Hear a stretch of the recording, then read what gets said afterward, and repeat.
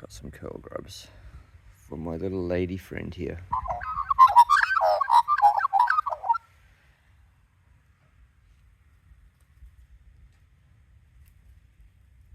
I really wasn't expecting her to take it straight from my hand.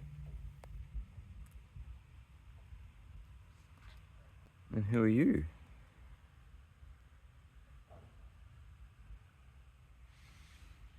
You want more? You see the difference between the female and the male. The female's got the mottled colours on its back. The male is like mostly white on its back.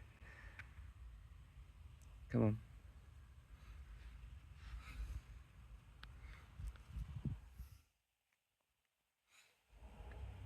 Hey brother.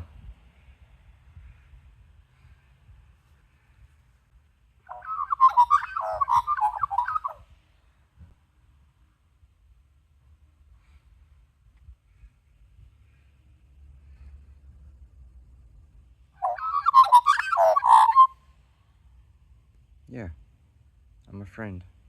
You want more? I only feed them white curl grubs that I find in the garden because it's part of their natural diet. It's the sort of thing that they would eat naturally.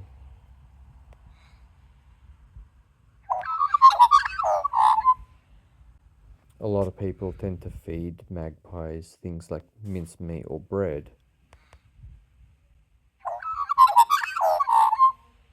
So if they have too much of that human food, they can develop nutritional deficiencies, and it can even affect their young, their nestlings, which can turn out deformed. You also got to be careful not to feed them too often that they get dependent on you. I find the curl grubs under rocks and pieces of wood.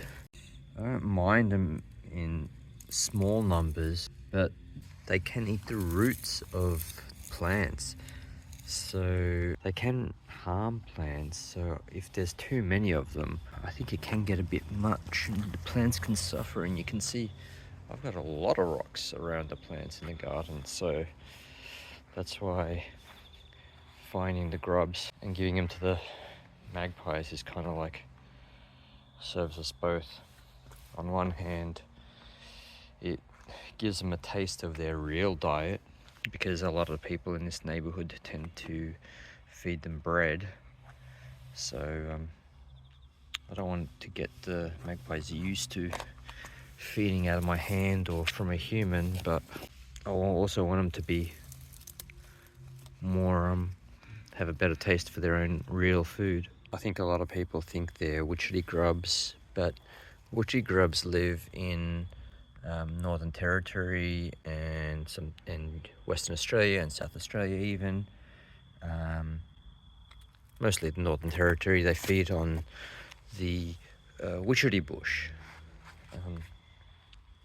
and they on wood basically. So if you're finding them in soil in Melbourne, it's probably not a witchetty grub. Here's a nice big juicy one. I can see why people might think curl grubs are witchetty grubs. If I see a magpie that knows how to feed itself, how to find food, occasionally giving it some grubs, I think is okay, but I wouldn't do it so that they rely on it. Otherwise, you're taking away from their ability to survive on their own, and they get dependent on people, which you don't want. So I wouldn't ever feed it to a young bird. Oh, there's a cricket. Sorry, fella. Here you go. That might be too small.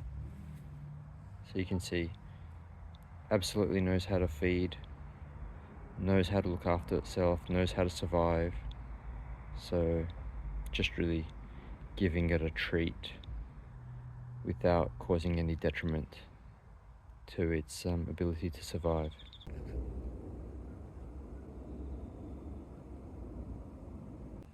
It's also a way to make sure I don't get swooped in the breeding season, because magpies are really smart and they remember you.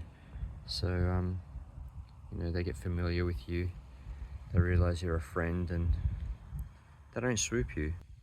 A lot of people are afraid of magpies swooping them, but it's only a very small percentage. It's like 1 in 10, and I think it's only the males who swoop.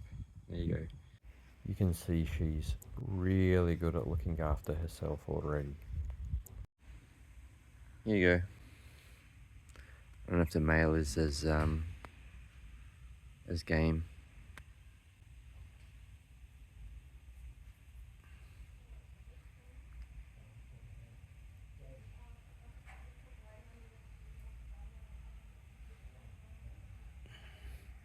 Female just came running.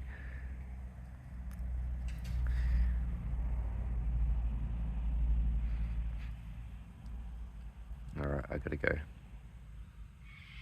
See yous. See you, friends. So just to recap the do's and don'ts of feeding an Australian magpie. Don't feed them human food like minced meat or cheese or processed food, which usually don't have enough calcium in them for magpies. Don't feed them bread. Remember that magpies are carnivorous birds. Don't feed them too frequently. Like I've only fed them maybe 7 or 8 times in the last 3 years. Don't let them get dependent on you. Mix up the times that you do feed them. Don't feed them at the same time every morning at the same time, because then they'll know where to come for a feed, and yeah, they will get dependent on you. And don't feed their young or their fledglings, so that they have an opportunity to develop their skills to find their own food. The do's: feed them a natural diet, things that they would find in the wild, like worms, grubs, insects. These things have protein and they have calcium in them. Observe them finding food before you ever feed them yourself, because you want to make sure that they do have the skills to find their own food. Change up the times that you feed them so they don't develop a routine. So if one day you go on holiday, they're not going to be lost without you and they can still feed themselves. Feed them small amounts, again, which forces them to find food for themselves and have the survival skills and be able to survive on their own, and be calm around them. They're very intelligent birds and they remember faces and body language. So yeah, treat them like your friend and I'm sure that they'll give you some love back. So yeah, go forth and befriend your local magpie.